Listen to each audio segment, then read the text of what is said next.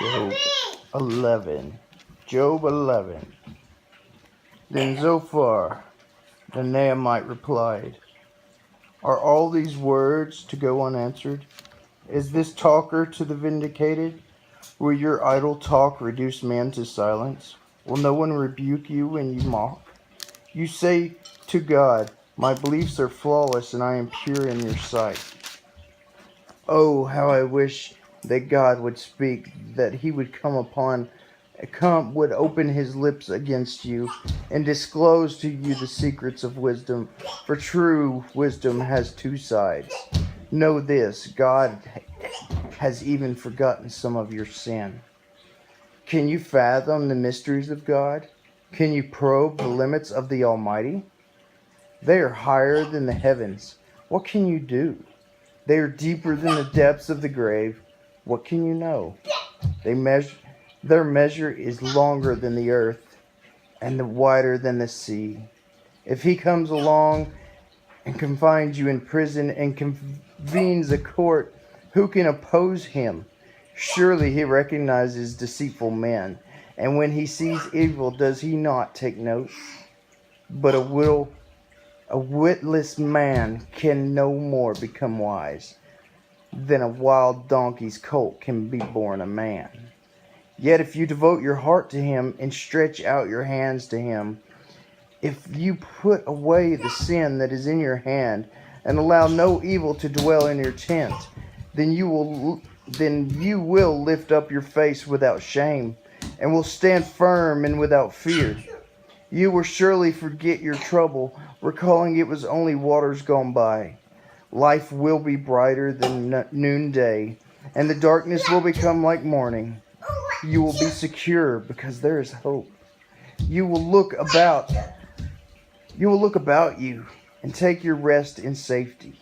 You will lie down and with no one to make you afraid, and many will court your favor, but the eyes of the wicked will fail, and escape will elude them. Their hope will become a dying gasp. Chapter 12.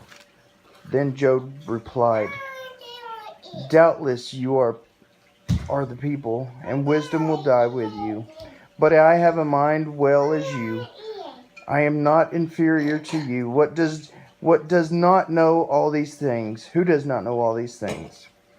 I have become a laughing stock to my friends, though I called upon God, and he answered, a mere laughing stock, though righteous and blameless. Men at ease have contempted my misfortune as the fate of those whose feet are slipping. The tent of the marauders are undisturbed, and those who provoke God are secure, those who carry their God in their hands. But ask the animals, and they will teach you, or the birds of the air, and they will tell you, or speak to the earth, and it will teach you, or let the fish of the sea inform you. Which of all these do not know that the hand of the Lord has done this? In his hand is the life of every creature, and the breath of all mankind. Does not the ear test words, as the tongue tastes foods? Is not wisdom found among the aged? Does not long life bring understanding? To God belong wisdom and power. Counsel and understanding are his.